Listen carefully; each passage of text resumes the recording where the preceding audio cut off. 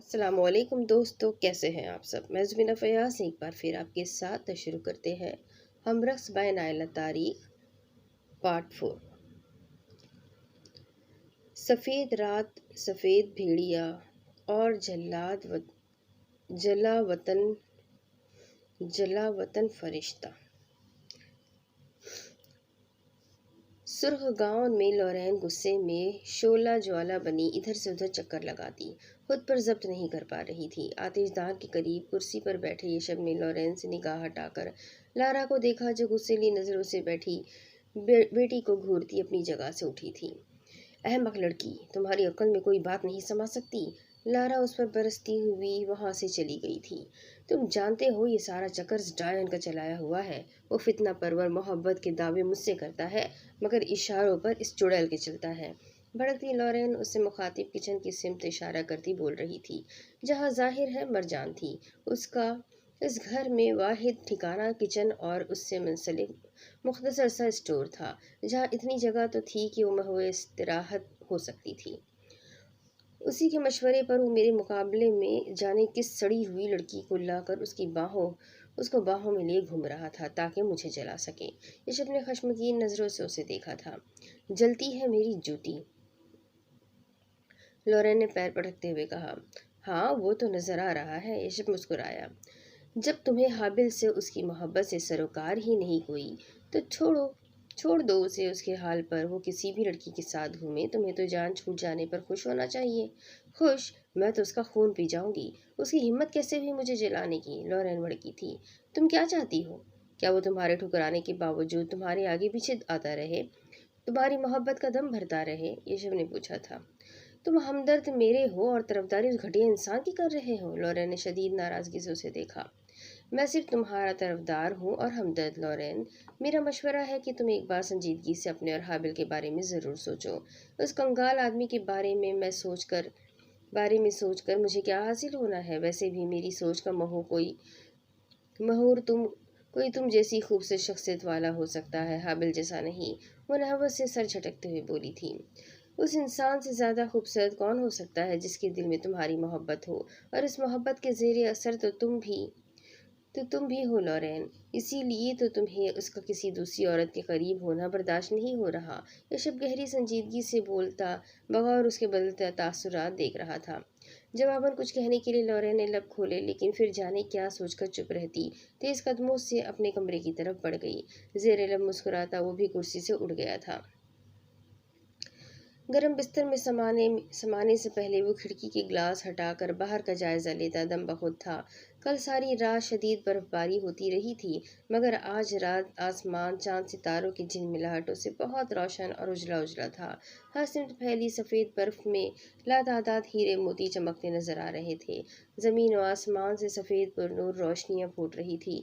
بڑی انوکھی جادو بھری سفید رات تھی جو ان پہاڑوں میں ہی مل سکتی تھی۔ ایک بستہ سرد ہوا کا ہلکا سا جھونکا چہرے سے ٹکراتا اسے جھرجھری لینے پر مجبور کر گیا۔ تبھی وہ چونک اٹھا۔ سفید براق لبادے میں وہ اس سفید رات میں اور دمکتی سفید برف کا ہی ایک خوبصورت حصہ نظر آ رہی تھی۔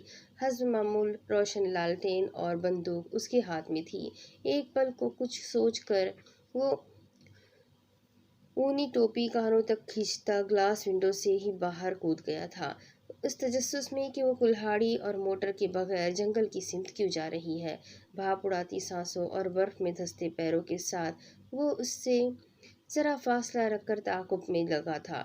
جھاڑیوں اور جھیل کا وہ درمیانی راستہ بھی طے ہو گیا جہاں یشب برف کے طوفان میں حادثے کا شکار ہوا تھا۔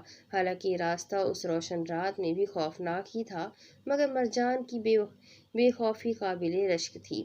مجال ہے جو اس نے احتیاطاً بھی پیچھے پلٹ کر دیکھا ہو۔ جنگل کی شروعات ہی تھی جہاں پہلی بار اچانک ہی اسے اپنے پیچھے کسی کی موجودگی کا احساس ہوا۔ شاید ایسا اس لیے ہوا کہ یشب نے درمیانی فاصلہ ختم کر دیا تھا کیونکہ وہ چاہتا تھا مرجان اس کی موجودگی سے واقف ہو جائے۔ تم یہاں تک کیوں آ گئے ہو؟ وہ حیرت و ناگواری سے پوچھ رہی تھی۔ الجھنوں کو سلجھانے کوئی مناسب موقع ملتا ہے بات کرنے کا نا تم سے، یشب بولا تھا۔ कैसी उलझन? यही कि तुम कीमती पत्थरों से मेरे लगाव के बारे में कैसे जानती हो? मेरे पास तुम्हारे किसी सवाल का जवाब नहीं, चले जाओ यहाँ से। नागवारी से बोलती वो वापस पलट रही थी कि यशब ने सरस से उसका बाजू पकड़कर अपने सामने किया था। मेरा हाथ छोड़ो वरना। गुस्से में चीखती वो इस वक्त खामोश हो गई जब यशब ने एक झटके से बंदूक उससे छीन कर दूर उछाल दी थी। इरादे क्या है तुम्हारे? मरजान ने खा जाने वाली नजरों से उसे देखा था। इरादे की बात छोड़ो, वो तो अच्छे रखने पड़ेंगे। आखिर फरिश्ता आदमी हूँ, फरिश्ता भी वो जो तुम्हारी इस सर्द पथरीली राजधानी में जलावतनी काट रहा है। बस मुझे मेरे सवाल का जवाब दे दो, खुद ही हाथ छोड़ दूंगा। मुस्कुराती नजर से उसे देखता वो बोल रहा था, जो गुस्से में अंगारा होते चेहरे के साथ हाथ उसकी आहनी गिरफ्त से निकालने की कोशिश में लगी थी। क्यों तवानाई ज़ाय कर रही हो, नहीं छुड़वा सकोगी?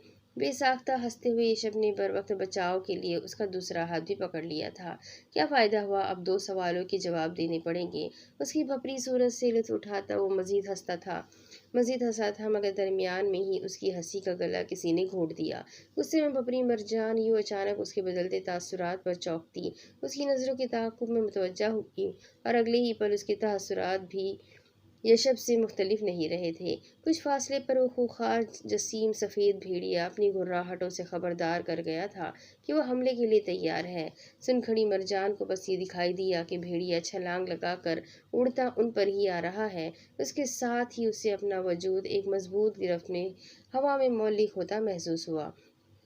होश उस लम्हे आया जब वो यशब के साथ ही भरभरी बर्फ पर गिरी। एक लम्हे का भी वक्त ज़ाया किए बगैर यशब उसे भी साथ खींचता पैरों पर खड़ा हुआ था। सामने ही भेड़िया जो बर्फ पर फिसलता चला गया था, घुर्राहटों के दरमियान उछलकर वापस पलटता दोबारा हमले के लिए तैयार था। भेड़िया कितनी तेज रफ्तारी से आ रहा था ये देखने का वक्त नहीं था। बर्क रफ्तारी से मरजान का हाथ गिरफ्त में लिए वो एक जानिब दौड़ता चला गया। मरजान के लिए बहुत मुश्किल हो रहा था अपने भारी लिबास की वजह से यशब के कदमों का साथ देना। भेड़िए के तेवरों और अपने खौफ ने उसका दिमाग माऊफ कर दिया था, लिहाजा उसने खुद को यशब के सहारे पर ही छोड़ दिया। लेकिन उसे पता नहीं था कि ये सहारा उसे अपने साथ गड्ढे में ही लेकर जाएगा। अंधाधुंध बर्फ पर दौड़ना यूं भी मुश्किल था, और फिर बर्फ में छुपे किसी पत्थर ने अपना काम दिखाया था। बुरी तरह लड़खड़ाता वो गड्ढे की ढलवान से नीचे आता, मुंह के बल बर्फ पर गिरता फौरन ही उठने की कोशिश में था कि पीछे गिरी आती मरजान का वजूद धप से उसकी पुश्त पर गिरता, वापस उसका चेहरा बर्फ में उतार गया। सरस से कदमों पर उठती मरजान ने वहशतज़दा नज़रों से ऊपर गड्ढे के दहाने पर खड़े सफ़ेद भेड़िए को देखा। इस दौरान यशब भी चेहरे से बर्फ झाड़ता उठ खड़ा हुआ था। सब तुम्हारी वजह से हुआ है, ना तुम मुझसे दस्त दराजी करते ना वो यूं हमला करता। मरजान गुस्से और परेशानी में उस पर बरसी थी। तुम ये कहना चाहती हो कि अगर मैं हाथ बांधे मुअद्दबाना तुम्हारे सामने खड़ा होता तो वो हम पर हमला ना करता? यशब ने तंज़िया लहजे में कहा। वो दरिंदा है, उसे हमला करने के लिए किसी वजह की ज़रूरत नहीं। तुम जैसे बाहर से आने वाले लोग इन जानवरों को दरिंदा बनने पर मजबूर करते हैं। उसे नज़र आ गया कि मुझे तुमसे खतरा है, इसलिए वो भपर कर हमला आवर हुआ, और वरना उससे तो रोज़ सुबह शाम मेरा आमना सामना होता है। क्या मतलब? तुम जानती हो उसे, यानी ये मानूस है तुमसे? मगर कैसे? ये कैसे हो सकता है? यशब पर हैरत का जैसे पहाड़ टूट पड़ा था। क्यों नहीं हो सकता? इसमें ऐसी क्या अनोखी बात है? तुम्हारी तरह ये भी मुझे जंगल में बहुत ज़ख्मी हालत में मिला था। फ़र्क सिर्फ ये था कि तुम हट्टे कट्टे थे और ये उस वक्त छोटा सा कमज़ोर बच्चा जो अपने कुंबे से बिछड़ गया था। मैं 5 दिन से उसके ज़ख्मों पर दवा लगाती रही, उसके खाने पीने का ख्याल रखती रही, बस तब से ही ये मानूस हो गया। अगर ऐसा है तो इस एहसान फरामोश को समझाओ कि मैं तुम्हारा दुश्मन नहीं हूँ, और तुम मुझे पहले खबरदार नहीं कर सकती थी कि ये तुम्हारा ही लेपालक है। वो खामखा तुम्हें उससे बचाने के लिए मैं इस गड्ढे में आ गिरा। अब क्या करूँ, कुछ बताओगी? मरजान को अपनी सिमत घूरता पाकर वो झिल्लाया था। शांत और खामोश खड़े रहो, वो कुछ देर में चला जाएगा। मरजान ने धीमी आवाज़ में उसे घिर कर कहा था। اس کی تیور دیکھ کر تمہیں لگتا ہے کہ چیر پھاڑ کیے بغیر یہ جانے والا ہے؟ سوال اس نے مرجان سے کیا، مگر جواب اوپر سے آیا۔ سفید بھیڑیے کی گراہٹ نے اس کی زبان بند کر دی تھی۔ مرجان کی ناگوار نظروں پر وہ بس کان پکڑ کر رہ گیا تھا۔ گھڑے کے دہانے پر بھیڑیا مسلسل ادھر ادھر گھومتا بے بس کھڑے یشب کو ہی اپنی خونخوار زرد آنکھوں سے گھور رہا تھا۔ برف سے اٹے پیالہ نما اس گھڑے کی ڈھلوانی دیوار سے ٹیک لگائے کھڑی مرجان کی پریشانی بڑھنے لگی تھی۔ کچھ فاصلے پر کھڑے یشب نے کوفت سے ایک بار پھر سر اٹھا کر اوپر دیکھا، جہاں بھیڑیا بڑی مستقل مزاجی سے کھڑا تھا۔ مجھے خدشہ ہے کہ یہ گھڑے میں نہ کود آئے۔ ہمارے پاس کوئی ہتھیار نہیں ہے اور نہ ہی ہم پلک جھپکتے ہی اس گھڑی سے نکل سکتے ہیں۔ یشب نے سرگوشیانہ لہجے میں مرجان کو مخاطب کیا تھا۔ نہیں، وہ اس گھڑے میں نہیں اترے گا، اسی لیے اب تک اوپر ہے۔ ادھر کوئی غیر معمولی سرگرمی نہ دیکھ کر وہ چلا جائے گا۔ غیر معمولی سرگرمی؟ یشب اپنی امڑتی مسکراہٹ چھپا نہیں سکا تھا۔ ویسے میرے خیال میں یہ جگہ کسی بھی غیر معمولی سرگرمی کے لیے مناسب نہیں، البتہ ٹھٹر کر مر جانے میں یہاں کوئی مذائقہ نہیں۔ یشب کے غیر سنجیدہ لہجے پر مرجان نے توجہ نہیں دی تھی۔ وہ اپنے دستانے میں قید ہاتھ سے بار بار اپنے بازو کو سہلاتی کافی اضطراب میں دکھائی دے رہی تھی۔ کیا تمہیں چوٹ لگی ہے مرجان؟ یشب کو تشویش ہوئی۔ ہاں شاید، وہ غائب دماغی سے بولتی فکر مند بھی نظر آ رہی تھی۔ یشب چند لمحوں تک بغور اسے دیکھتا رہا۔ سفید براق میں کھردری بھاری سفید چادر سے سر اور شانے ڈھانپے وہ دل کے بہت قریب ہوتی محسوس ہو رہی تھی۔ اس کی پرکشش پاکیزگی دل موہ لینے والی تھی۔ یشب نے جب اسے دیکھا، سب سے پہلے عقیدت اور احترام کے جذبے ہی اس کے لیے اپنے دل میں پائے تھے۔ ایک بات کہوں تم سے؟ یشب کے سنجیدہ لہجے پر وہ چونک کر متوجہ ہوئی۔ پتہ ہے، تم پہاڑوں کی وہ دوشیزہ ہو جس کے حسن شباب اور پاکیزگی کے پھول کی حفاظت ان پہاڑوں نے کی ہے۔ سنجیدہ سی مسکراہٹ کے ساتھ دھیمے لہجے میں بولتا وہ اسے حیران کر گیا تھا۔ میرا خیال ہے مجھے اس گھڑی سے نکلنا چاہیے۔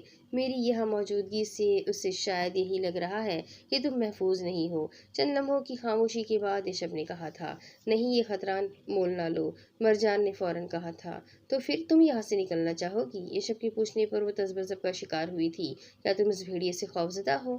ظاہر ہے، جب میں اس کی دیکھ بھال کرتی تھی تب یہ چھوٹا سا بے ضرر بچہ تھا، اور اب یہ مجھ سے بھی زیادہ ہٹا کٹا مشٹنڈا ہو چکا ہے۔ یشب نے اس کا جملہ مکمل کیا تو وہ بس اسے دیکھتے رہ گئی تھی۔ دیکھو، کچھ نہ کچھ ایسا کرنا پڑے گا جس سے تمہارے پہرے دار کو یقین ہو جائے کہ میں تمہارا دوست ہوں۔ مجھ سے تمہیں کوئی خطرہ نہیں، میں کوشش کرتا ہوں، اور تم نے چپ چاپ میرا ساتھ دینا ہے۔ مرجان کو تاکید کرتے ہوئے اس نے اپنے ہاتھوں کو لہرانا شروع کر دیا اور پھر بھی لہرانے لگا۔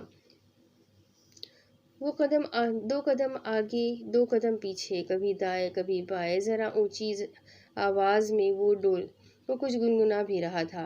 حیرت سے اسے دیکھتی مرجان نے ایک نگاہ اوپر سفید بھیڑیے پر ڈالی، جو ایک جگہ رک کر یک ٹک ادھر ادھر ڈولتے گنگناتے یشب کو دیکھ رہا تھا۔ کچھ دیر تک یوں ہی سر بکھیرتے رقص میں مہو رہتے وہ بڑے محتاط انداز میں بازو ہوا میں لہراتا مرجان کی طرف بڑھا اور اس کے ہاتھ تھام لیے۔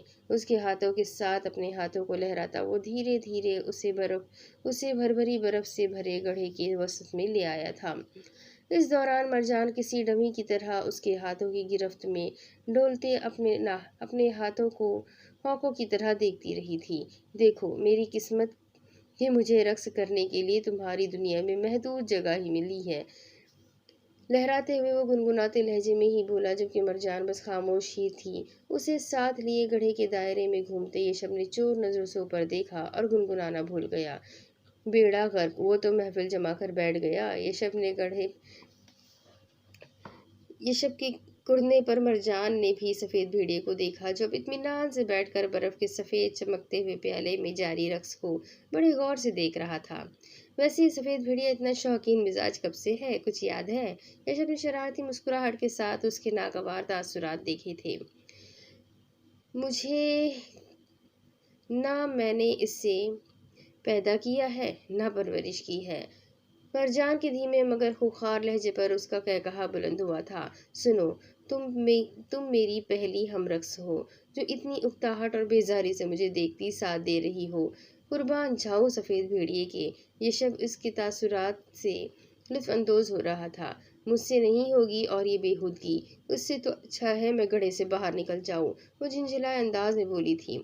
क्यों मेरी रियाजत पर पानी फेर रही हो? कुछ देर और बर्दाश्त तो कर लो। देखो सफेद भेड़िए का मूड खुशगवार हो चुका है और वो काफी पसंदीदा नजरों से अब मुझे और हमारे रक्स को देख रहा है। ये अच्छा शगुन है। तुम तो रहोगी, हो सकता है मैं भी जिंदा यहाँ से निकल जाऊं। उसके हाथों में हाथ डाले वो इल्तिजा कर रहा था, जबकि मरजान खुद को काफी बेबस महसूस करती, हद से ज्यादा बेजारी में मुब्तला थी। उसकी खामोशी को गनीमत जानकर ऋषभ ने उसका एक हाथ अपने शाने पर रखा। मरजान ने बस खूंखार नजरों से उसे देखा जब वो उसकी पुश्त के गिर्द बाजू हमायल करता करीब हुआ गया था। मुझे उम्मीद है कि तुम मेरी आवाज़ को बर्दाश्त करने का थोड़ा और हौसला रखोगी। ऋषभ की मुस्कुराहट पर वो जब्त की हदों पर थी। मेहरबान से हल्के में धीरे धीरे लहराते मरजान के समातों में उसकी गंभीर आवाज़ उतरती जा रही थी। किस रोशन कलमरू दरखशा सोच के किसी हल्के में फितरत ने वो नमूना ढूंढा जिसके मुताबिक उसने वो नफीस खैराकुन तस्वुर खींचा। जो कुछ उसने आसमान पर तश्कील दिया उसे हम इस ज़मीन पर कहाँ देखें? क्या चश्मों में वकीम जल परी, क्या कुंजों में मिलने वाली बनदेवी ऐसे सियाह गैसू भी आंधी में लहराए? ऐसी खूबियों से कौन दिलाशना है? अगरचा इसकी सबसे बड़ी खूबी मेरी मौत के साथ मामूर है। वो बेकार में मलकूती हुस्न तलाश करता है, वो जिसने कभी उसकी कामिल आँखों को नहीं देखा, नूर अफशा आँखों को। वो नहीं जानता कि मोहब्बत कैसे एजाब और इनकार करती है। वो सिर्फ उसे जानता है जिसे मालूम है कि वो कितनी खूबसूरती से हंसती, बातें करती और सांस लेती है। पेट्रारिक ऋषभ का लहजा सफ़ेद रात की कोस से भरे बड़े से प्याले नुमा गढ़े की बर्फ में जगमगाते हीरे मोतियों के दरमियान जज्ब होता गंभीर खामोशी में खो गया था। हरकत करते कदम साकित हो गए थे मगर वालहाना हल्का कायम रहा। मरजान का हाथ उसके शाने पर ठहरा हुआ ही था। उसकी साकित गहरे समंदरों सी आंखों और हुस्न दिल आरा की सादगी तमाम अलवहियत को फरामोश करने के लिए काफ़ी थी। चेहरा उसकी सिमत उठाए साकित खड़ी मरजान ने एक निगाह पुरनूर सफ़ेद रात में दमकते आसमान के थाल पर सजे रोशन चांद और लातादाद सितारों की झुरमुटों को देखा। फिर दोबारा अपनी जानिब तकते खामोश ऋषभ की आंखों को जज्बे लुटाती इन सुनहरी आंखों से निगाह चुराना इतना आसान तो न था, लेकिन फिर भी वो उसके शाने से हाथ हटाती किसी सहर को तोड़ गई थी। दहाने पर इत्मीनान से बैठा सफ़ेद भेड़िया भी जैसे किसी सहर से आज़ाद होता चौंक कर मरजान को देखने लगा था जो गड्ढे के ढलानी सिरे की तरफ जा रही थी। चंद लम्हों तक उसे देखते रहने के बाद ऋषभ ने भी उसकी तकलीद की थी। ढलानी रास्ते ऊपर चढ़ते हुए ऋषभ ने सहारा देने के लिए उसका हाथ थाम रखा था जिस पर उसने कोई एतराज़ ना किया था। कुछ लम्हे कुछ साहतें बहुत नाजुक और हसास होती हैं, उनको बस खामोशी से महसूस करते हुए गुजरने देना चाहिए। इन दोनों को गड्ढे से बाहर निकलता देखकर सफ़ेद भेड़िया भी एक झरझरी लेकर अपने वजूद से बर्फ झाड़ता उठ खड़ा हुआ था, मगर अपनी जगह रुका, बस उन दोनों को वहां से दूर जाता देखता रहा था। तुम अपना हथियार और लालटेन भूल रही हो, खामोशी तोड़ते ऋषभ ने 2 कदम आगे चलती मरजान को याद दिलाया था। वो मैं कल आकर ले जाऊंगी, अभी चलते रहो, मरजान ने कहा। शुक्र है वो पीछे नहीं आया। उसे समझ आ गया था कि मैं तुम्हारा दुश्मन नहीं। ऋषभ गहरी सांस भरकर बोला। हाँ, या शायद वो पहचान गया हो तुम्हें कि ये बेचारा तो एक जला वतन फरिश्ता है। गर्दन मोड़कर एक निगाह मरजान ने उसे देखा था। ऋषभ को उसकी मुस्कुराहट बहुत अच्छी और खुशगवार लगी थी। बाकी सारा रास्ता खामोशी से तय हुआ था, यहाँ तक कि वो घर के करीब पहुंच गए। मेरा खिड़की के रास्ते ही घर में दाखिल होना मुनासिब है, वो बोला था। तुम कहवा पीना पसंद करोगी? मरजान की इस गैर मुतवक्का मेहरबानी ने उसे हैरान किया था। ज़रूर, मैं ये सआदत ज़रूर हासिल करना चाहूँगा। मुस्कुराती नज़रों से उसे देखता वो खिड़की की सिमत दौड़ गया था। आहनी जालीदार सलाखों से पुष्ट टिकाए वो अपने एतराफ में बिखरे दूर तक फैले बाग में निगाहें दौड़ा रहा था। इस भरे फलदार लहलहाते दरख्त, तरशे हुए पेड़ पौधों की बाड़ें, कदम कदम پر خوش رنگ پھولوں کی کنج، شاندار مصنوعی آبشاروں اور فواروں سے مزین یہ باغ قدرتی حسن کا شاہکار تھا۔ رنگ رنگ کی تتلیوں کے اڑتے قافلے، چہچہاتے حسین پرندوں کے غول، بلبلوں کے خوشکن سریلے گیت، کوئلوں کی رس بھری گونجتی کوک، نیلگوں پانی سے بھرے خوبصورت حوض اور اس جنت نظارے کو خیرہ کن کرتے گھومتے پھرتے ان گنت موجود اپنے حسن میں یکتا گانا تھے، مگر یہ سب اس کے لیے بے رنگ تھا جو قدرت کے حسین رنگوں سے سجے اس سرسبز لہلہاتے خطے میں کسی ترشے ہوئے مجسمے کی مانند استادہ تھا۔ گزرے 3 دن سے اسے اس باغ بہشت سے بیزار کرتے رہے تھے۔ یہ باغ و بہشت اسے بیزار کرتے رہے تھے۔ یہ جاننے کے بعد تو اس کی وحشت اور بے قلی بڑھتی چلی گئی تھی کہ وہ اپنی مرضی سے کبھی اس جگہ سے نہیں نکل سکتا۔ وہ یہاں قید نہ ہوتے ہوئے بھی پابند سا تھا۔ اسے بتایا گیا کہ اب یہاں سے بھیج دیا جائے گا، مگر کب، کس کی مرضی سے، وہ کچھ نہیں جانتا تھا۔ غصے اور بے بسی نے اسے پاگل کر رکھا تھا، نہ یہ زمین شناسا تھی نہ یہ آسمان۔ وہ یہاں سے بھاگ جانا چاہتا تھا، مگر فی الحال پیر کے گہرے زخموں نے اسے اس کوشش سے روکا ہوا تھا۔ گہری سانس بھر کر اس نے اوپر اونچی چھت کو دیکھا، جس پر گہرے رنگوں سے بہت دلکش نقش و نگار ابھارے گئے تھے۔ یہ چھت اس کے عقب میں آہنی سلاخوں میں گھری کھڑی عمارت کی چھت سے ہی منسلک تھی، جو دور تک جاتی سفید مضبوط ستونوں پر کھڑی تھی۔ یکایک اس کی آنکھوں میں دھواں سا بھرنے لگا تھا۔ اپنے جگر کے ٹکڑے، اپنی بیٹی کو وہ جانے کتنے پہاڑوں دریاؤں کے پار چھوڑ آیا تھا۔ منو مٹی تلے پرسکون نیند سوئی وہ اس کے قدموں کی آہٹ کی منتظر ہوگی۔ اس نے اپنی جلتی آنکھوں کو بند کیا تو اذیت سے چٹکتا خیزران کا جھریوں زدہ چہرہ ابھر آیا۔ اسے اپنا دل پگھلتا محسوس ہوا۔ آنکھوں کو بے دردی سے رگڑ کر اس نے ایک نئے عزم کے ساتھ یہ سوچنے پر دھیان لگانے کی کوشش کی کہ کس طرح وہ جلد از جلد سرسبز قید سے نجات حاصل کر سکتا ہے۔ کچھ وقت گزرنے کے بعد وہ چونک کر دائیں جانب متوجہ ہوا۔ زرق برق سے لباس میں اپنی شاہانہ چال کے ساتھ قریب آتی اس پری پیکر کو پہچانتا تھا۔ گزرے 3 دن سے وہ اسی کو دن رات دیکھ رہا تھا، اس کی تمام ہدایتوں پر عمل کر رہا تھا، اور صبر بھی، مگر اب اس کے صبر و ضبط کی حد ہو چکی تھی۔ نہ وہ اب اس کے رعب حسن میں آنے والا تھا، نہ اس کی میٹھی باتوں اور ہمدردی کے سامنے ہتھیار ڈالنے والا تھا۔ سچ تو یہ تھا کہ بیزاری کے عروج پر پہنچا وہ اس کی آواز سنتا تو دور کی بات اس کی شکل بھی اب نہیں دیکھنا چاہتا تھا۔ سبزے پر ہی رکتے ہوئے کیشیا نے بغور اسے دیکھا تھا، جو اس کی موجودگی سے انجان نظر آنے کی کوشش میں تھا۔ آج نہ تم نے کچھ کھایا ہے، نہ دوا لینے پر تیار ہو، اس طرح تم کیسے صحت یاب ہو کر یہاں سے جا سکو گے؟ دیکھو، تم میرے لیے جتنا کچھ کر چکی ہو اس کے لیے میں تمہارا احسان مند رہوں گا، لیکن اب میں تمہاری کوئی بات نہیں ماننے والا۔ مجھے ابھی اور اسی وقت یہاں سے جانا ہے۔ ہیشم کے قطعی فیصلہ کن لہجے پر وہ زچ ہوئی تھی۔ تمہیں یہاں تک رانی صاحبہ لائی ہے، یہاں سے جانے کے لیے تمہیں ان کی مرضی کی ضرورت ہے۔ مجھے کسی کی مرضی سے سروکار نہیں، مجھے اپنی دنیا، اپنے لوگوں میں جانا ہے۔ تم سب جاؤ جہنم میں۔ ہیشم کے مشتعل بلند لہجے پر کیشیا نے آہنی جالیوں کے پار پردے کی سمت دیکھا، جہاں زجان کا سایہ اس سے دکھائی دیا۔ میں تمہیں بتا چکی ہوں کہ یہاں کوئی تمہیں زبردستی نہیں روکنا چاہتا۔ کچھ صبر کے ساتھ انتظار کرو، وقت آنے پر تمہیں یہاں سے جانا ہی ہے۔ کون ہے جو میرے یہاں سے جانے کا وقت طے کرے گا؟ جو مجھے یہاں سے نکلنے میں رہنمائی کر سکتا ہے، اسے میرے سامنے لے آؤ، ورنہ میں خود سے نکل جاؤں گا۔ وہ کسی طور ماننے کو تیار نہ تھا۔ یہ ریاست جنگل اور پہاڑوں کے درمیان کھڑی ہے۔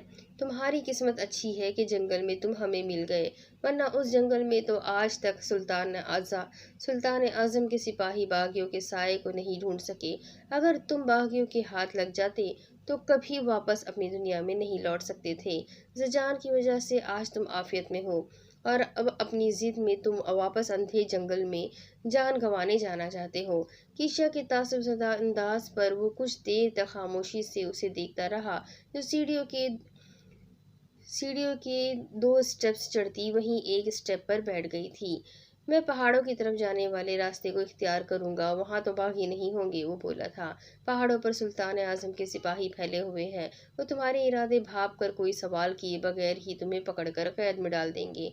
तुमने इधर आने से पहले इस रियासत के बारे में जो सुना था ठीक सुना था।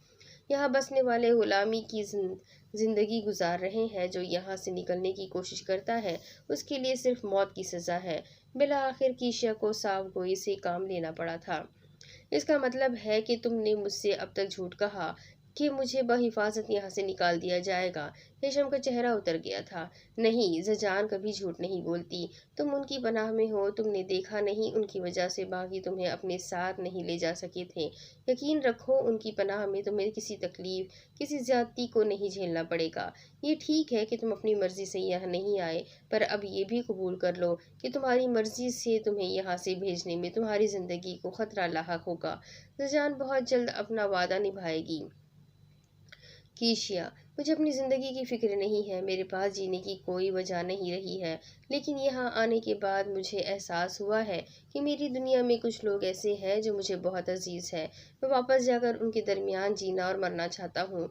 तुम अपनी रानी से कहो ना, मैं उनसे मिलना चाहता हूँ। उसे बताना चाहता हूँ कि यहाँ मैं जिंदा होते हुए भी पल पल मौत की अजियत से गुजर रहा हूँ। उसके इल्तिजाई लहजे की अजियत और गहरी नीली आंखों में तीरती सुर्खी ने कीशिया के दिल को जकड़ा था।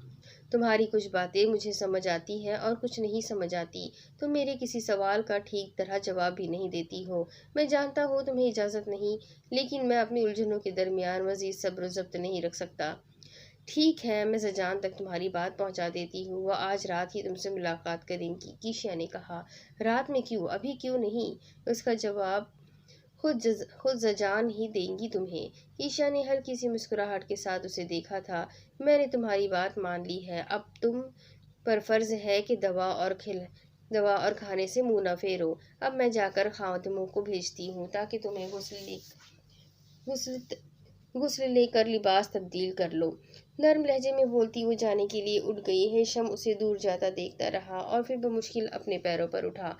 आहनी जालीदार सलाखों के सहारे चलते चलते इस ऊंची 4 दीवारी इमारत के आखिरी सिरे पर पहुंचा और पहली बार उसकी नजरों के सामने दूर वो अजीमुल महल था जिसकी ऊंचाइयों पर भी उसे मुहाफिज खड़े दिखाई दे रहे थे। कीशा ने उसे ताकीद की थी कि उस आहनी सलाखों में घिरी इमारत की हदूद से बाहर हरगिज न निकले। ये याद आते ही वो वापस पलट आया। चलते चलते एकदम उसे फिर ये एहसास हुआ कि कोई उसे देख रहा है। इस इमारत के गिर्द रहने वाला मुहाफिज आज उसे दिखाई नहीं दिया।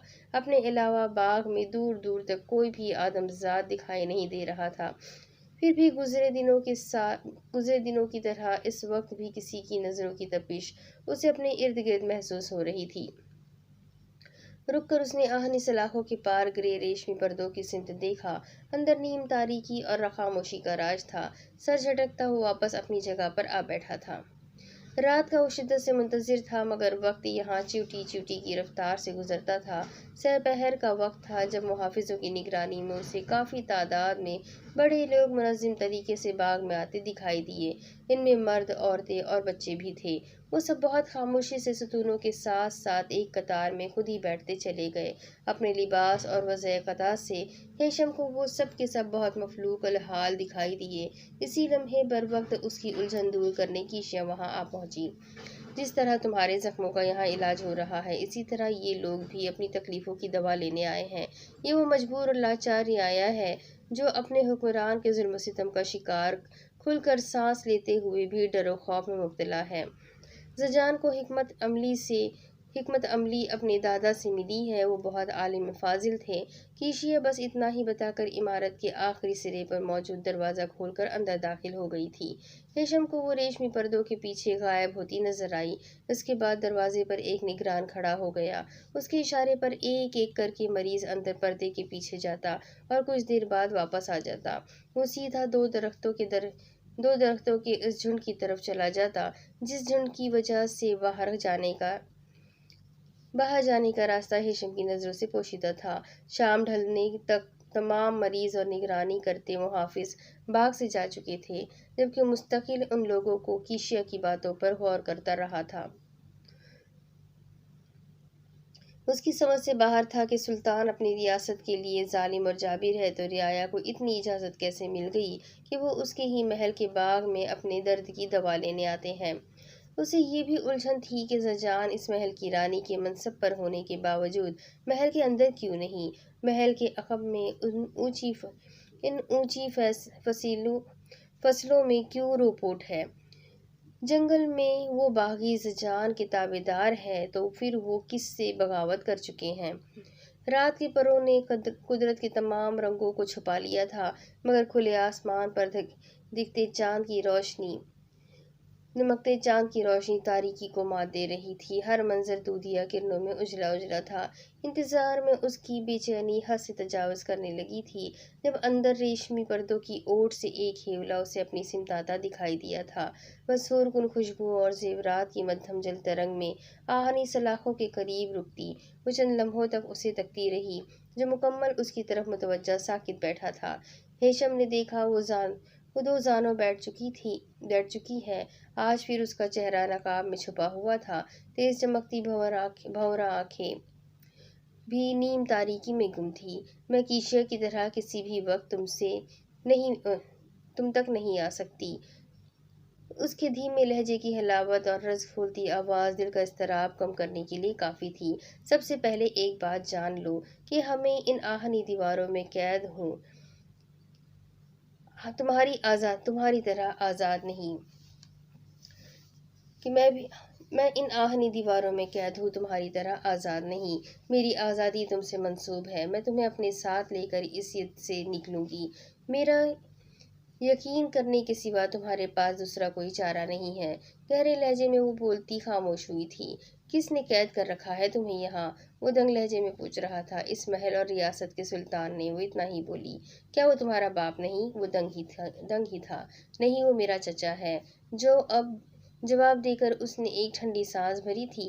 تاریکی میں ہیشم بس اسے دیکھنے کی کوشش کرتا رہا تھا۔ میرے آباء و اجداد اس ریاست کے باغ دوڑ سنبھالتے آئے تھے۔ اصول کے مطابق میرے دادا نے ریاست کی حکمرانی کا تاج اپنے بڑے بیٹے یعنی میرے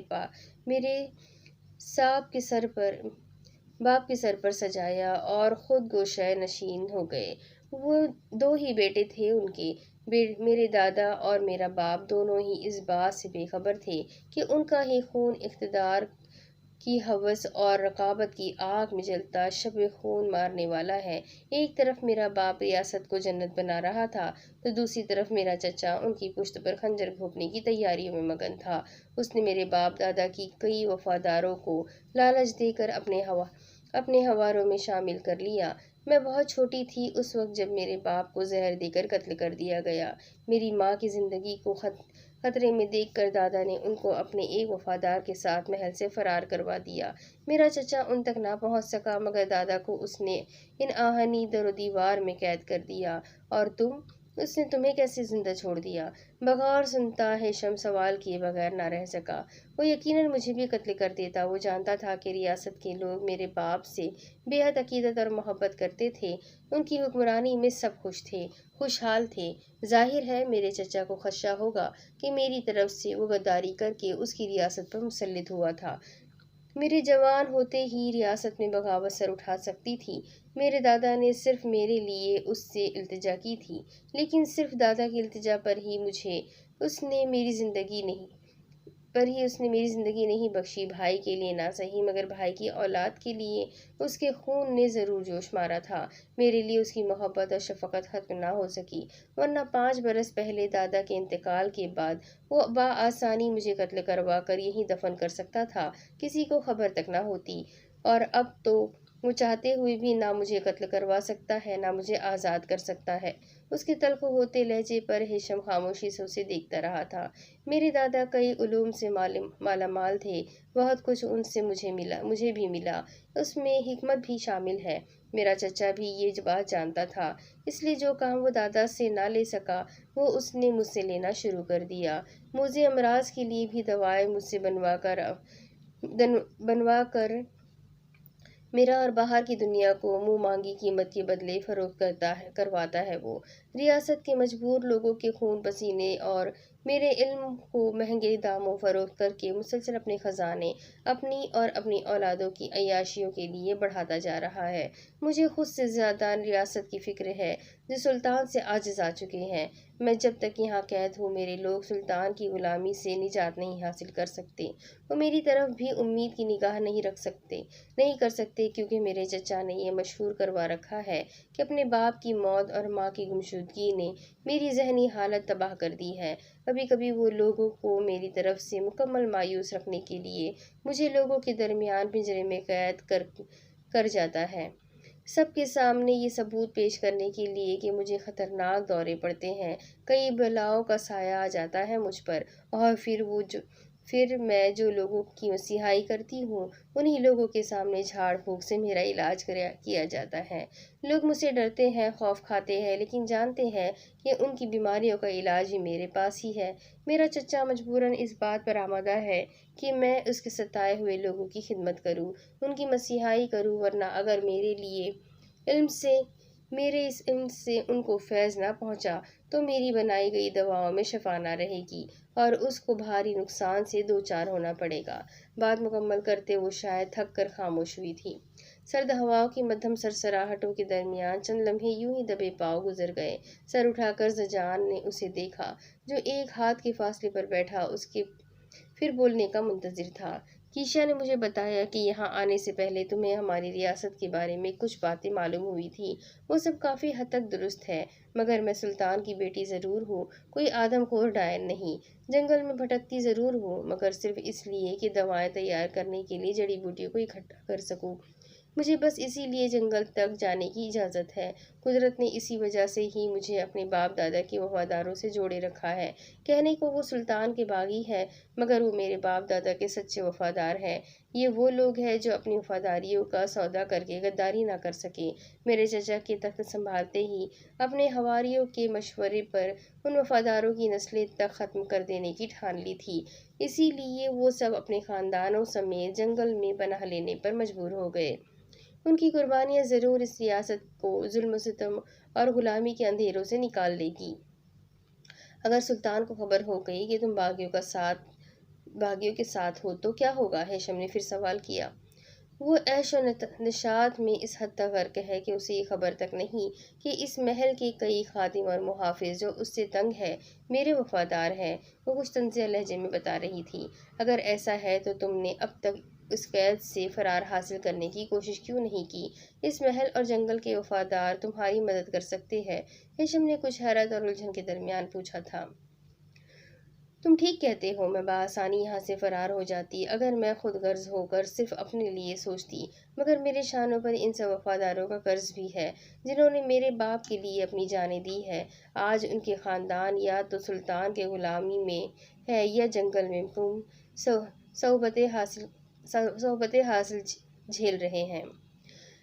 صعوبتیں جھیل رہے ہیں۔ اور پھر دادا مرشد کی بھی تاکید تھی کہ میں صبر کے ساتھ یہ قید کاٹ لوں۔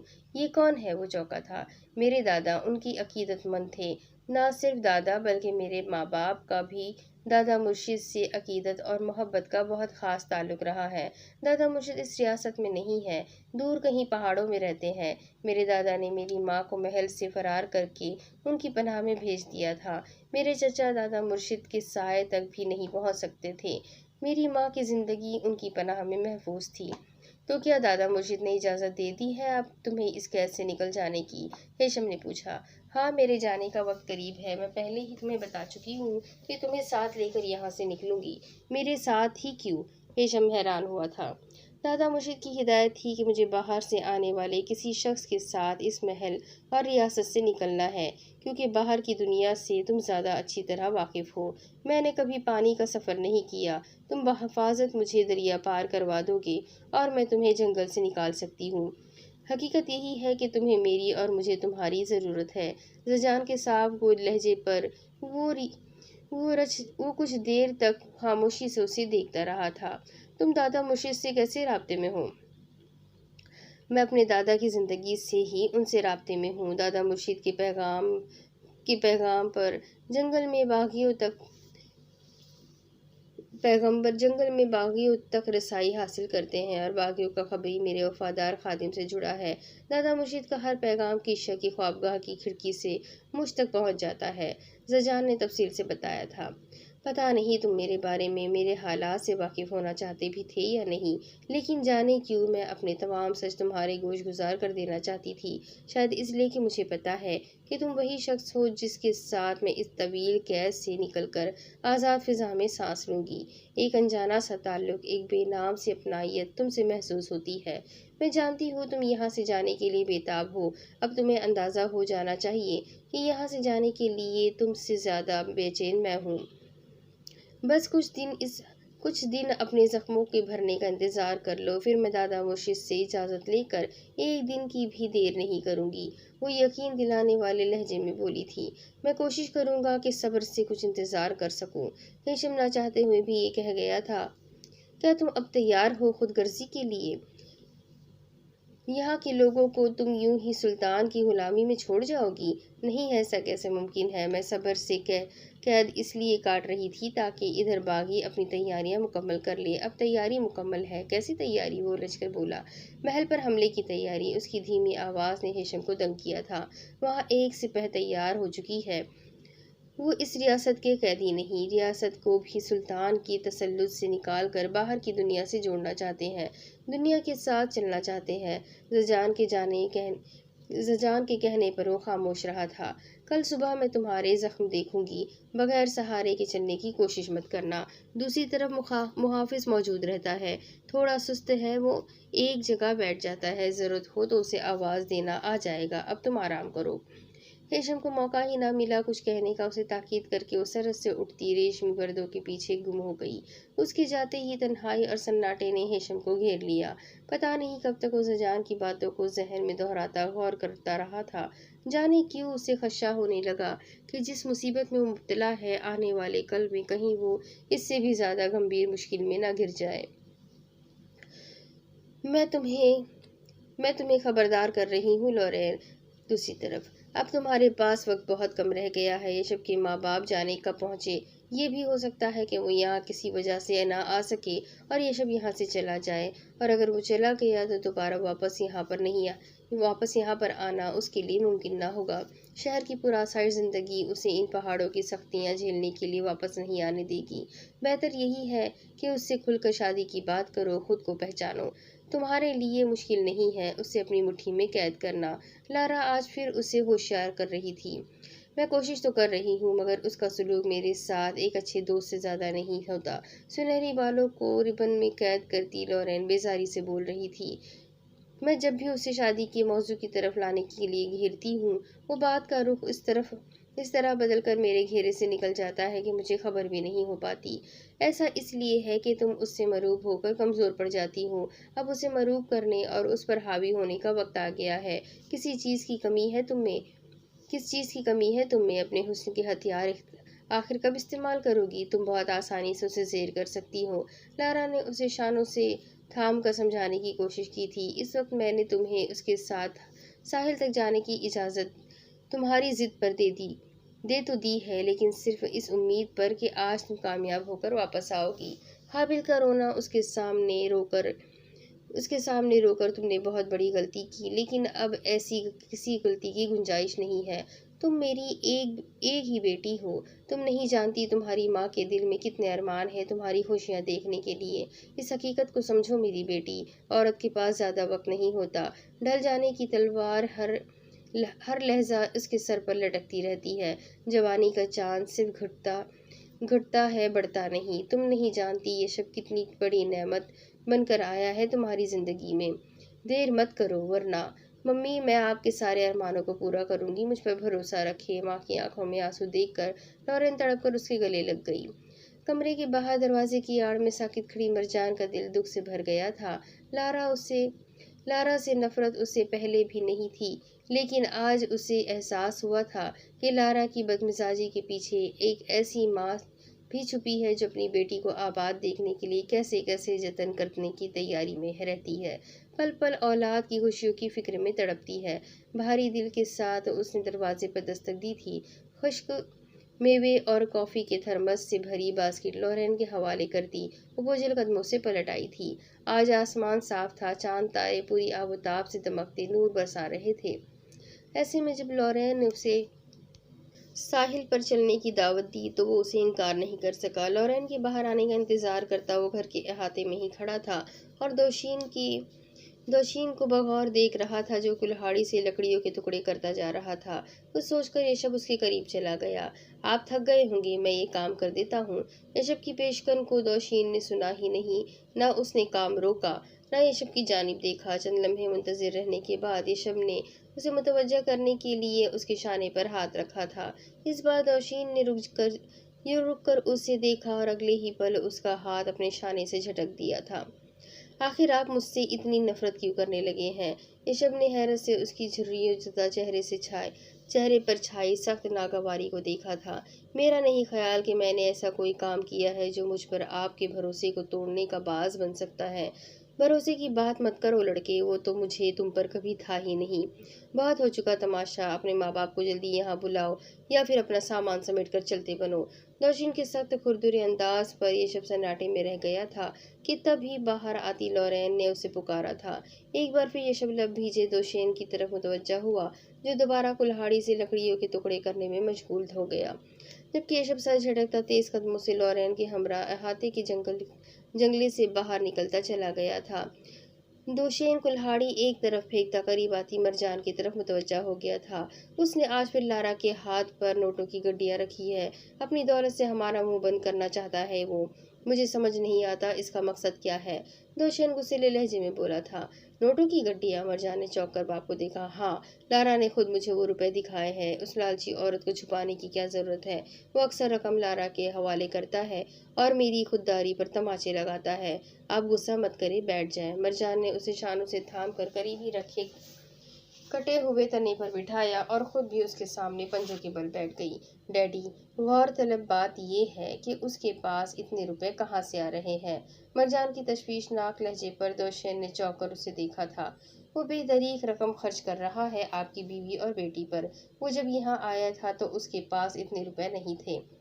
हाँ, लारा ने उसके बैग में रखी हर चीज हमारे सामने देखी थी। दोशेन अचानक याद करने पर बोला था। आपने अब तक कोई गैर मामूली बात महसूस की? मरजान ने पूछा था। बस यही कि वो तन्हा कस्बे की तरफ जाता है और कभी जल्दी कभी देर से वापस आता है। लारा के सवाल करने पर वो बहुत सफाई से टाल जाता है कि वो तन्हा इतनी देर कहाँ रहा। अब मालूम करना पड़ेगा कि वो कहाँ और क्यों जाता है, जबकि उसके लिए यहाँ सब अजनबी है। मरजान ने बात काट कर कहा। मुझे उसके पीछे जाना पड़ेगा। दोशेन कतई अंदाज में बोला। नहीं, इस तरह तो वो होशियार हो सकता है। मरजान ने फौरन मना करते कुछ सोचने लगी थी। हाबिल ये काम करेगा, मरजान फैसलाकुन अंदाज में बोली थी। नबीज बर्फ से अटे साहिल से पुरसुकून दरिया की चांदनी में नहाई मध्यम लहरों का नज़ारा बहुत दिलकश लग रहा था। कड़कड़ाती बर्फानी सर्दी से बचने के लिए यशब ने लकड़ियां जमा करके आग सुलगाई और ऊंचे पत्थर आग के करीब रखने के बाद लॉरेन की तरफ मुतवज्जा हुआ, जो पत्थर पर बैठी बास्केट में से कॉफ़ी का थर्मस निकाल रही थी। इस वक्त कॉफ़ी की शदीद ज़रूरत है। शुक्रिया डियर। मुस्कुराते हुए उससे कॉफ़ी का मग लेता वो आग के करीब पत्थर पर विराजमान हुआ था। ये जगह तो कमाल है। चांदनी रात ने तो साहिल का हुस्न दुबाला कर दिया है। तुम मुझे पहले यहाँ क्यों न लाई? तारीफ करते हुए यशब ने शिकायत भी की थी। ये सब बातें बाद में, आज तुम इधर उधर की कोई बात नहीं करोगे, बस मेरी बात सुनोगे। लॉरेन की ताकीद पर वो मुस्कुराया था। अच्छा जनाब, आज सिर्फ तुम बोलोगी और मैं सुनूंगा। चलो शुरू हो जाओ। मुंतजिर नजरों से उसे देखते हुए वो कॉफी का सिप लेने लगा था, जबकि लॉरेन कुछ तज़ब्ज़ुब का शिकार होती कुछ कहने की कोशिश में ही थी जब किसी तीसरे बंदे की मौजूदगी ने उसके साथ साथ यशब को भी चौंका दिया था। ये घटिया इंसान यहाँ भी आ गया। लॉरेन ने दिल मिलाकर वहां आते हाबिल को देखा। आने दो, उससे उलझना नहीं। लॉरेन को ताकीद करता वो फिर हाबिल की तरफ मुतवज्जा हुआ, जो कुछ फासले पर रुक गया था। अच्छा, तो आज अपना वक्त रंगीन करने के लिए तुम लॉरेन को यहाँ तक ले आए हो? कमर के गिर्द हाथ टिकाए खड़ा वो खूंखार नजर से शब को घूर रहा था। मैं देखता हूँ कि आखिर तुम कहाँ तक इसे बरगलाते हो। हाबिल के मजीद नस्तर चलाने पर भी ये शब सुकून से बैठा कॉफी के सिप लेता रहा था اور تم مجھے آنکھوں ہی آنکھوں میں نگلنے کی کوشش مت کرو لورین، میں وہ ہڈی ہوں جسے اتنا تم اگل سکتی ہو اور نہ نگل سکتی ہو۔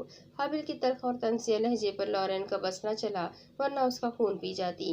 کوئی جوابی کارروائی نہ ہوتے دیکھ کر حابل نے مزید کچھ نہ کہا اور خاموشی سے دور درختوں کے شاخوں سے نیٹ باندھنے لگا تھا۔ یہ تمہارا پیچھا نہیں چھوڑنے والا۔ یشب نے مسکراتی نظر سے لورین کے بگڑے تاثرات دیکھے تھے۔ ہوتا رہے خوار، مجھے کیا؟ لورین نے سر جھٹکا۔ بظاہر تو کوئی برائی نہیں اس میں، یہ اچھا لڑکا ہے، تم سے اس کی محبت اور مخلصی کا اندازہ ہو چکا ہے مجھے۔ کیا وجہ ہے کہ تم اس سے اتنا بیزار ہوتی ہو؟ ممی اسے پسند نہیں کرتی۔ اس کنگال کے پاس ایسا کیا ہے جو مجھے اس کے حوالے کرنے پر تیار ہو جائے؟ لورین جلے کٹے انداز میں بولی تھی۔ کیا تم بھی اسے ناپسند کرتی ہو؟ یشب کے سوال پر وہ بس سر جھٹکتی کافی کے سپ لینے لگی تھی۔ وہ محبت کی دولت سے مالا مال شخص ہے، تم اس کے ساتھ رہو گی تو وہ ہر آسائش تمہیں دینے کی کوشش ضرور کرے گا۔ یہ میرا مخلصانہ مشورہ ہے لورین، اس کی بے قدری مت کرو۔ یشب کی بات ادھوری رہ گئی تھی حابل کی آواز پر۔ سنو، کیا تم نے اس باگڑ بلے کو بتایا ہے کہ تم میرے ساتھ یہاں کتنی چاندنی راتیں گزار چکی ہو؟ باز نہیں آؤ گے تم؟ لورین کے بھڑکنے پر وہ دل جلانے والے انداز میں ہنستا نیٹ کے جھولے پر دراز ہوتا ہلکورے لینے لگا تھا، مگر شاید شاخیں اس کا بوجھ نہ سہ سکی تھی یا نیٹ کی گرہ کمزور پڑ گئی تھی۔ گرنے سے بچنے کی مضحکہ خیز کوشش کے باوجود وہ نیٹ سمیت اوندھے منہ نیچے گر پڑا تھا۔ یشب کا کہا بے ساختہ بلند ہو چلا تھا۔ بہت اچھا ہوا، ذرا سی شرم ہے تو غرق ہو جاؤ جا کر دریا میں۔ بازو سہلاتے حابل پر برستی لورین تیز قدموں سے وہاں سے جانے لگی تو یشب بھی باسکٹ اٹھاتا اس کے پیچھے چلا گیا تھا۔ چربی کم کر لو حابل، ورنہ یوں ہی منہ کے بل گرتے رہو گے۔ جاتے جاتے یشب بدلہ لینا نہیں بھولا تھا۔ قابل کسے کہتا ہے؟ کرن کھا کر حابل اپنے قدموں پر اٹھا تھا۔ ہوگا تمہارا باپ قابل، ٹھہر تو ذرا۔ غصے میں وہ دہاڑتا حابل پیچھے دوڑ آیا، مگر تب تک یشب اس کی حالت سے لطف اٹھاتا لورین سمیت موٹر اڑا لے گیا تھا۔ گھر کے احاطے کے باہر ہی موٹر میں جنگل کی طرف جانے کے لیے ضروری چیزیں رکھتی مرجان نے دور سے ہی یشب کی موٹر کی ہیڈ لائٹس دیکھ لی تھی۔ اسے حیرت ہوئی، ساحل سے ان دونوں کی اتنی جلدی واپسی کی امید نہیں کی جا سکتی تھی۔ یشب نے بھی احاطے کے باہر موٹر روک دی۔ سنو، اپنے اس خبیث چیلے کو اپنی زبان میں سمجھا دو۔ تم دونوں مجھ سے حد و جلن میں اپنا ہی کھانا خراب کرو گی، دونوں کے سر کچل دوں گی، سمجھو۔ لورین پھاڑ کھانے والے انداز میں مرجان پر برستی ہوئی احاطے کے اندر داخل ہوئی تھی۔ حابل پہنچ گیا تھا اسے تنگ کرنے۔ یشب نے مسکراتے ہوئے مرجان کو لورین کے غصے کی وجہ بتائی، مگر اسے جیسے کوئی سروکار ہی نہ تھا۔ اسے بے نیازی سے موٹر سٹارٹ کرتے دیکھ کر یشب نے بھی پیچھے جانے کا فیصلہ کر لیا تھا۔ 1000 فلاورز۔ بہت دھیمے دھیمے برف کے گالے برس رہے تھے۔ ہر طرف سے اٹے اور بنفشی پھولوں سے بھرے درخت کے نیچے ایک بار پھر مرجان نے رکنے کی کوشش کی تھی۔ آخر بات کیا ہے؟ تم مجھے یہی بتا دو، ورنہ میں اپنے کام میں لگ جاؤں گی تو دھیان نہیں دے سکوں گی۔ مرجان نے اسے مخاطب کیا تھا جو اس کی کلہاڑی پکڑے بندوق کاندھے سے لٹکائے پیچھے چلا رہا تھا۔ تمہیں جہاں سے لکڑیاں جمع کرنی ہیں وہاں تک چلو پہلے۔ یشب کا وہی ایک جواب تھا۔ بہرحال کچھ ہی دیر میں مرجان اس جگہ رک گئی جہاں کئی سوکھے ٹنڈمن درخت برف پر آڑے ترچھے پڑے تھے۔ اب تم مجھے وجہ بتا دو کہ تم میرا دیا گیا تحفہ قبول کیوں نہیں کرنا چاہتی؟ یشب نے گہری نگاہوں سے اس کی سمندر جیسی آنکھوں میں دیکھا تھا۔ کیونکہ میں کسی غلط فہمی یا خوش فہمی کو اپنے ارد گرد جگہ نہیں دینا چاہتی۔ تحفے یگانگت اور جذباتی وابستگیاں قائم کرتے ہیں جن سے میں دور ہی رہنا پسند کرتی ہوں، وہ سپاٹ لہجے میں بولی تھی۔ اس ایک بات کے لیے تمہیں میرے پیچھے جنگل تک آنے کی ضرورت کیا تھی؟ اب مجھے یکسوئی سے اپنا کام کرنا ہے، بہتر ہے کہ تم واپس چلے جاؤ۔ مگر اصل بات تو میں نے ابھی کی ہی نہیں تم سے۔ یشب سرت سے بولتا اس کی ناگوار نظروں پر شرارت سے مسکرایا تھا۔ دیکھو، میری بات تحمل سے سننا۔ اس جنگل میں ہزاروں قسم کے پھول ہیں۔ اگر ان میں سے چند پھول میں تمہاری اجازت سے لینا چاہوں تو کیا تم دو گی مجھے اجازت؟ یشب کے سوال نے اسے حیران کر دیا تھا۔ قیمتی پتھروں کے دیوانے نازک پھولوں کے گرویدہ کب سے ہو گئے؟ مرجان کے کچھ طنزیہ لہجے میں جتانے پر وہ دھیرے سے ہنسا تھا۔ جاؤ لے آؤ پھول، لیکن ذرا احتیاط سے، بلکہ یہ ساتھ لیتے جاؤ، تاکید کرتے ہوئے مرجان نے اس کے ہاتھ میں موجود بندوق کی سمت اشارہ کیا تھا۔ نہیں، تم اسے اپنے ساتھ رکھو، میں زیادہ دور نہیں جا رہا، یشب نے کہا تھا۔ انکار کرنے سے پہلے ذرا ایک نظر پلٹ کر تو دیکھ لو۔ مرجان کے کہنے پر اس نے پلٹ کر دیکھا۔ کچھ دور ہی درختوں کے درمیان چہل قدمی کرتا سفید بھیڑیا اس کے اعتماد کو ڈاواڈول کر گیا تھا۔ وہ تم سے مانوس ہو چکا ہے اور دور ہی رہے گا، بندوق پھر بھی ساتھ لے جاؤ، میرے پاس دوسرا انتظام ہے حفاظت کا۔ مرجان نے بولتے ہوئے اپنے گرم کوٹ کے اندر سے ایک لمبا سا خول سے ڈھکا خنجر نکال کر اسے دکھایا۔ حیرت سے خنجر اپنے ہاتھ میں لے کر یشب نے اس کے خول اور دستے کو بغور دیکھا تھا، جو بہت خوبصورت بناوٹ کے ساتھ رنگ برنگ کے نگینوں سے جڑا ہوا تھا۔ مرجان، یہ اصلی نگینے ہیں، یہ تمہارے پاس کہاں سے آیا؟ یشب نے دنگ لہجے میں پوچھا۔ یہ میری ماں کی نشانی ہے میرے پاس، مرجان نے ایک دم رکھائی سے بولتے ہوئے خنجر اس سے لینا چاہا، مگر وہ ہاتھ پیچھے کر گیا تھا۔ میں یہ خنجر اپنے ساتھ لے جاتا ہوں، بندوق تم رکھو۔ یشب کی انتہائی لہجے اور نظروں پر وہ بس اسے دیکھتے ہی رہ گئی تھی۔ کلہاڑی کے وار سے شاخ کو تنے سے الگ کر کے ایک بار پھر رک کر اس نے متلاشی نظروں سے یشب کو دیکھا، مگر درختوں کے درمیان سے اب کہیں وہ دکھائی نہیں دے رہا تھا، ورنہ کچھ دیر پہلے تک کہیں سے اس کی جھلک نظر آ رہی تھی اور وہ اطمینان سے لکڑیاں کاٹتی رہی تھی۔ یکبستہ ٹھٹرتے سناٹے میں مرجان نے اپنے اطراف میں دیکھا، سفید بھیڑیا بھی کہیں نظر نہیں آ رہا تھا۔ تم کس طرف ہو؟ مرجان کی بلند آواز سناٹے میں گونجی تھی۔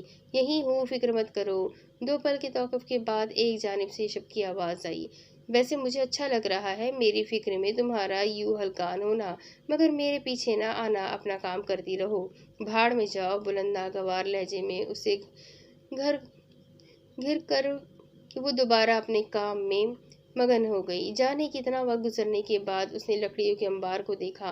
کافی تعداد میں لکڑیاں جمع ہو چکی تھی۔ لکڑیوں کے قریب کلہاڑی پھینکتی وہ تھکے تھکے انداز میں کچھ فاصلے پر ہی پڑے مضبوط تنے پر بیٹھ گئی تھی۔ ہلکی ہلکی برف مسلسل اب بھی جاری تھی۔ سامنے ہی درختوں کے درمیان سفید بھیڑیا یا گلہریوں کے بلوں نے جھانکنے کی کوشش میں عجیب حرکتیں کرتا دکھائی دے رہا تھا۔ کچھ دیر مزید انتظار کے بعد مرجان نے پھر متلاشی نظریں اطراف میں دوڑانی شروع کر دی تھی۔ اسے سخت تعجب تھا کہ چند پھول توڑنے میں یشب کو اتنا وقت کیوں لگ رہا ہے۔ تنے پر بیٹھے بیٹھے ہی ان درختوں کے جھنڈ کی جانب غور سے دیکھا۔ یقیناً یشب وہاں بیٹھا تھا، ہلکی سی جھلک سے ہی اسے یہی نظر آ سکا تھا۔ یشب، تم وہاں بیٹھے ہو؟ درختوں کا جھنڈ فاصلے پر تھا، مگر مرجان کی بلند آواز وہاں پہنچ گئی تھی۔ ہاں، مختصر جواب کے ساتھ یشب نے درخت کی اوٹ سے ایک پل کو جھانک کر اپنا دیدار بھی کروایا تھا۔ کیا مطلب ہاں، وہاں کیوں بیٹھے ہو؟ مرجان دنگ ہوئی تھی۔ رکو، آ کر بتاتا ہوں۔ اس بار بس یشب کی آواز آئی تھی۔ مجھے واپس جانا ہے، تم آتے ہو یا میں چلی جاؤں؟ بس کچھ دیر، ابھی آیا۔ آخر کر کیا رہے ہو؟ وہاں آ کر بتاتا ہوں، مگر کچھ پتا تو چلے، کہاں نہ آ رہا ہوں۔